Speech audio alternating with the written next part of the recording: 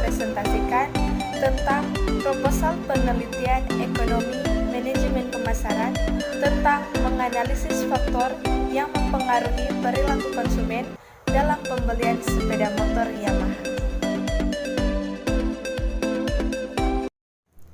Kita datang pada bab yang pertama, yaitu pendahuluan. A. Latar belakang. Di era globalisasi ini, banyak sekali terdapat merek-merek sepeda motor yang ditawarkan kepada konsumen, seperti merek Yamaha, Honda, Suzuki, Kawasaki, KTM, dan lain sebagainya, di mana masing-masing merek motor tersebut berusaha untuk membuat produknya lebih unggul dibandingkan merek lain. Maka kegiatan pemasaran yang baik dan tepatlah yang penting dalam menunjang kelangsungan usaha dan perkembangan suatu perusahaan. Dengan kata lain, pihak produsen harus mampu merebut hati konsumen akan hasil suatu produksi yang dijual dan berupaya untuk memuaskan konsumennya.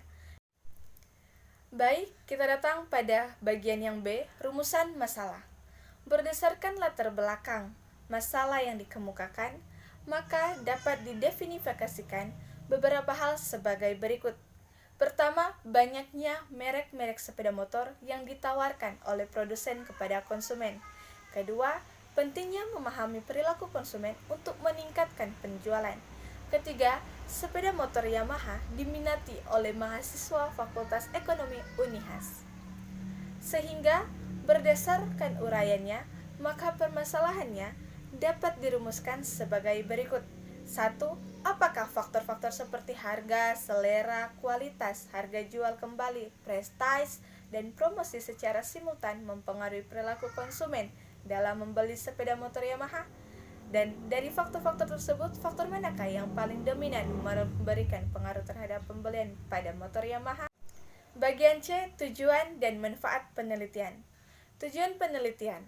Berdasarkan rumusan masalah di atas, maka tujuan penelitian yang hendak dicapai adalah sebagai berikut. Yang pertama, untuk mengetahui perilaku konsumen dalam pembelian sepeda motor Yamaha dilihat dari harga, selera, kualitas, harga jual kembali, prestige, dan promosi. Yang kedua, untuk mengetahui faktor yang paling dominan mempengaruhi perilaku konsumen dalam pembelian sepeda motor Yamaha. Manfaat penelitian. Penelitian ini diharapkan menjadi bahan pertimbangan dan masukan bagi perusahaan dalam menetapkan kebijakan dan strategi di bidang pemasaran untuk mengimbangi usaha bisnis mereka. Kita datang pada bab 2, tinjauan pustaka. A. Landasan teori. 1. Pengertian pemasaran.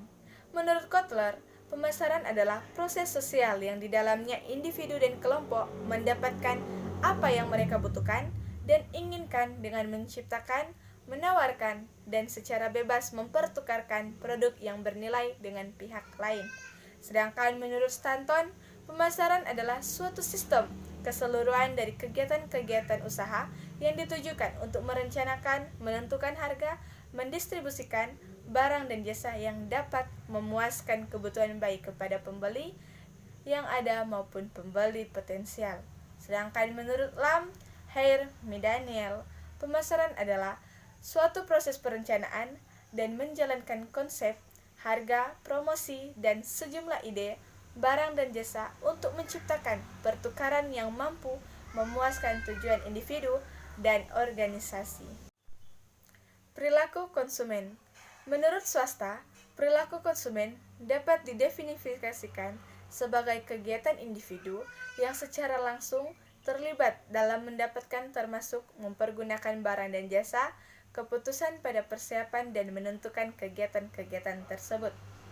Sedangkan menurut Peter J. Paul dan Jerry C. Olson, perilaku konsumen merupakan interaksi dinamis antar pengaruh dan kondisi kejadian di sekitar lingkungan, di mana manusia melakukan aspek pertukaran dalam kehidupan mereka. 3. Faktor-faktor yang mempengaruhi perilaku pembelian konsumen. Dalam hal ini, terdapat 5 faktor yang mempengaruhi perilaku pembelian konsumen.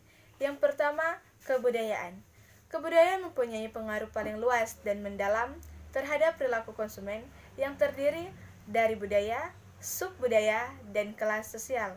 Budaya merupakan karakter yang paling penting dari suatu sosial yang membedakannya hanyalah dari kelompok budaya lain, menjadi penentu dan keinginan dan perilaku paling mendasar. Kedua, faktor sosial. Pada umumnya, konsumen sering meminta pendapat orang lain dari sekitar dan lingkungannya tentang produk apa yang akan dibeli. Karena itulah, lingkungan sosial ini memberikan pengaruh terhadap perilaku konsumen. Faktor sosial ini terdiri dari 3, yaitu kelompok acuan, keluarga, dan peran seseorang. Yang ketiga, faktor pribadi. Mulai dari bayi hingga dewasa dan menjadi tua, manusia selalu membutuhkan barang dan jasa. Pilihan barang yang dibeli secara otomatis dipengaruhi oleh keadaan, ekonomi, dan gaya hidup yang bersangkutan.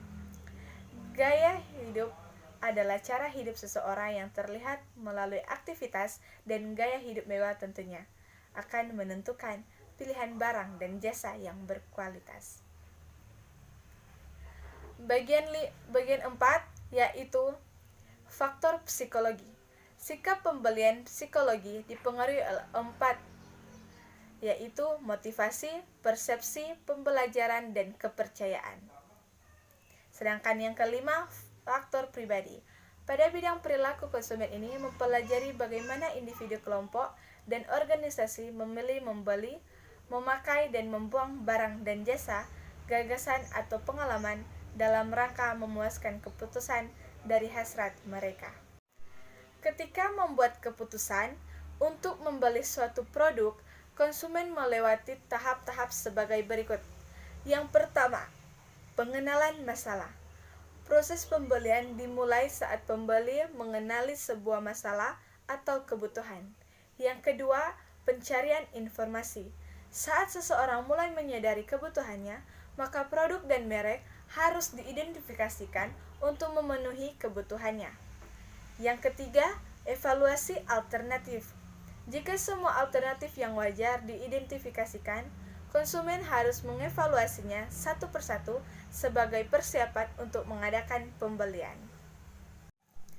Keempat, keputusan pembelian. Setelah mencari dan mengevaluasi berbagai alternatif untuk memenuhi kebutuhan pada titik tertentu, harus memutuskan antara membeli atau tidak membeli.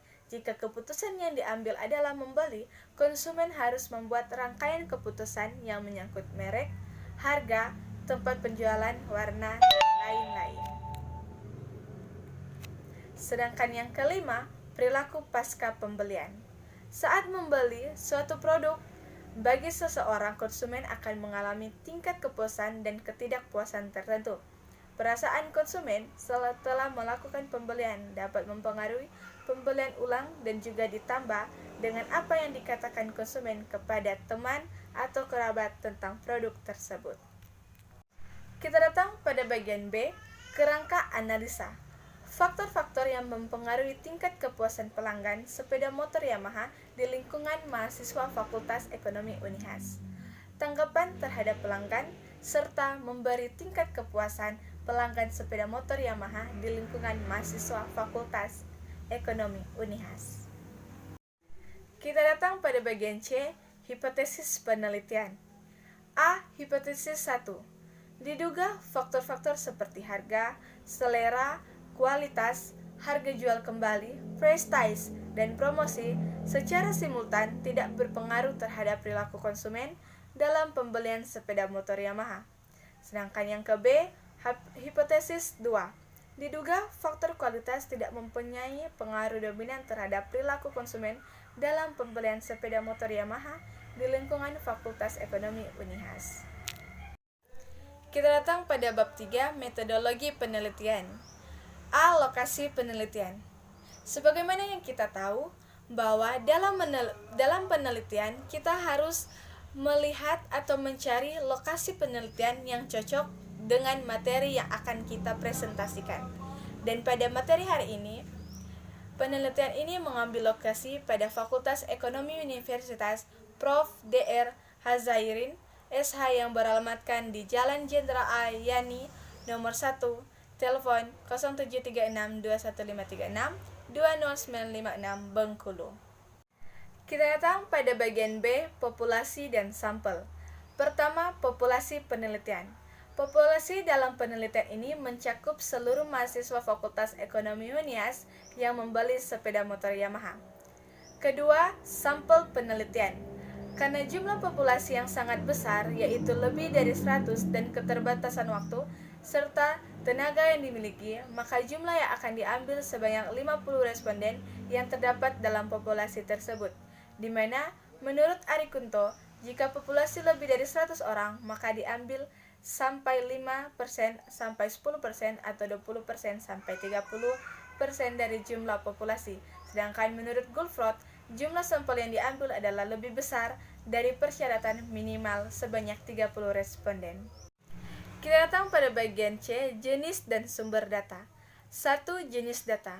Jenis data yang digunakan dalam penelitian ini terbagi atas 2. Yang pertama, data kualitatif, yaitu data yang berbentuk kata, kalimat, skema, dan gambar, seperti literatur serta teori-teori yang berkaitan dengan penelitian penulis.